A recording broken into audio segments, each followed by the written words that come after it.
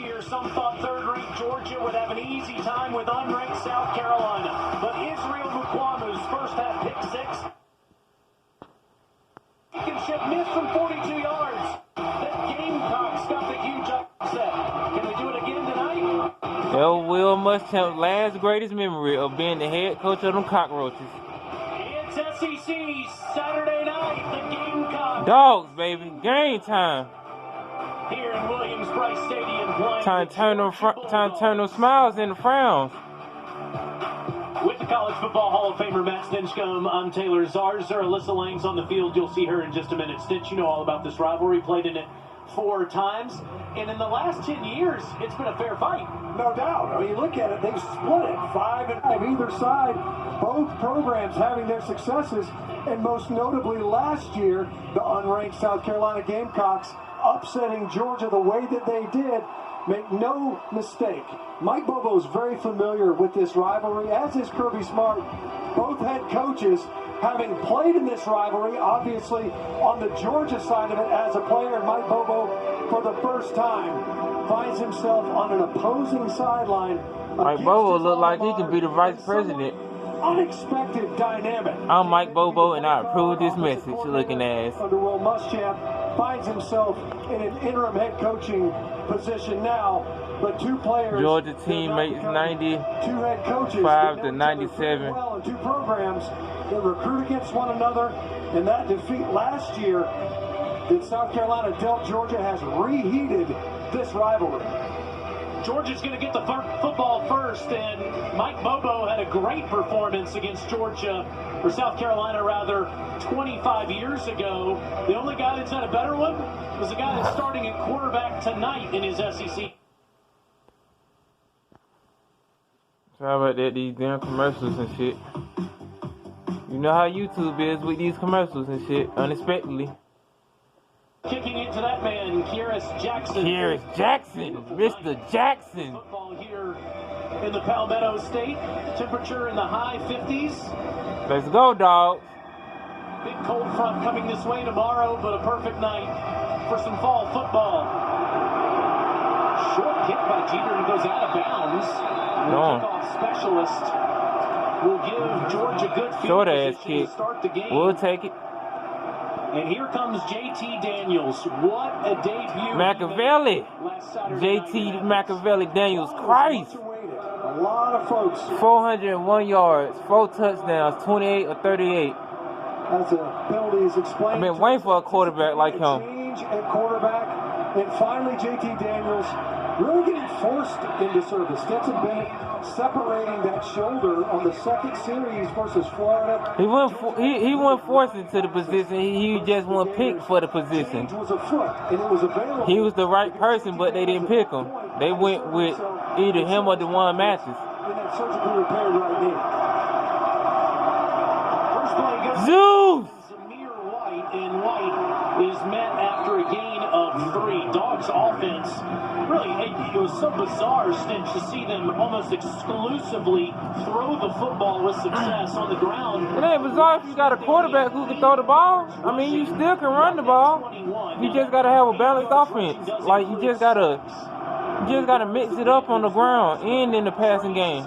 Like, you can't keep doing the same old thing. Struggle on the ground all night like they did against Mississippi State. A quick pass out to Jermaine Burton. Wondered if we'd see Jermaine tonight. He's been nursing a quad contusion, but he makes the first catch of the game. It'll be 3rd and short. Yeah, it was interesting. And talking with offensive coordinator and play caller Todd Monk, and he said, look, I feel like maybe I got away from the run a little too early. Mississippi State's good up front, but from a play calling standpoint, he felt like he could have stuck with it a little bit longer. Already here.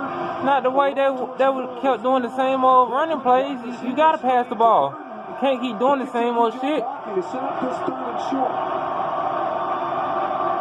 Straight ahead. Yeah! First down. There you go, Zeus. Midfield.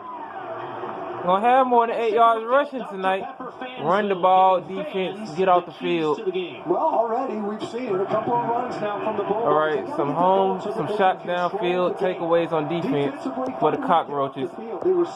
Yeah, defense got to get them off the field too, man. We got to do way better than last week when it comes to the defense to get them off the field on these 3rd down plays, these short plays too. defensively. Yeah! There you go, Daniels. Run, baby. Woo!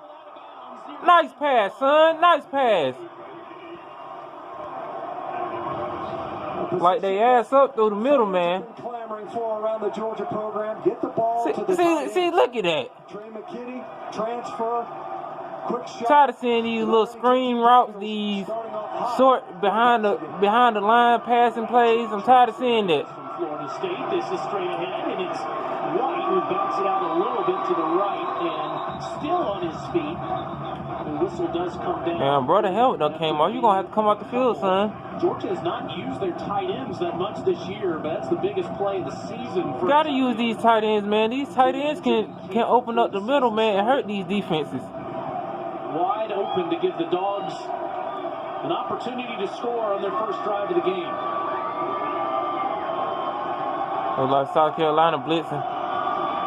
Daniels in zone one-on-one, and it's over the head of his intended target. He was looking for George Pickens. Pickens was on the receiving end of the first of 4 JT Daniels passes that were for touchdowns last week. They try to air it out there now at third down.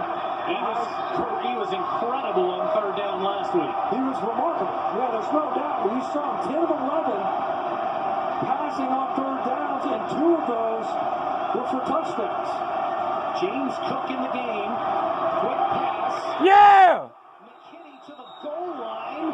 Marked out inside. That's a touchdown. He touched the pylon. Jalen Foster pushed him out. You can see they were trying to get a little bit of a run. He touched the pylon. That's a touchdown, man. Inside the pylon before he would have been out of bounds. You better challenge that. If the runner was short of the goal line. The previous play is under further review. You damn right. That's on the review. He touched the pylon. That's a damn touchdown. I think he's in the end zone. Mitchell Wilkins, our replay official, will talk to Alex and take a look at whether the graduate transfer is in the end zone before Foster forces him out. It sure looks like That's a touchdown. That's a great look at it. That's a damn touchdown, man. Still inbounds. Nothing would have established. He's still inbounds. Right hand comes Touchdown. but not before he switches the ball to his left hand and gets it inside Touchdown. that garnet-colored pylon. Efficient, to say the least, on this opening drive. We talk about the tight ends becoming more involved. McKinney figuring pretty prominently in this opening possession for the Georgia offense. They've used 5 different tight ends, one of which is Jalen Carter, the defensive player. Oh, time to start using these damn tight ends, man. These tight ends could be weapons too on offense instead of blocking this shit. Already with 2. After review, the ruling is... Yeah, touchdown, bitch. And that is McKinney's first. There you go. His first touchdown. There you go, baby. Nice job, son. What's the difference among these tight ends? John Valencia for the extra kick. Darnell Washington has blocked really well as a true freshman, number 0. And 87, Trey McKinney. So, hey, they're all pretty similar. He clearly likes something in 87. He got 2 targets here in the opening drive, and one of them, they got the Dogs in the end zone. Jack Podlesny continues the best extra point streak in NCAA history. It's Palencia. 17 in a row. 7 plays, 6 Woo! yards. JT Scored that quick. It's gonna be a long night for you cockroaches. gets it to McKinney, to Pater. Bulldogs with the early score.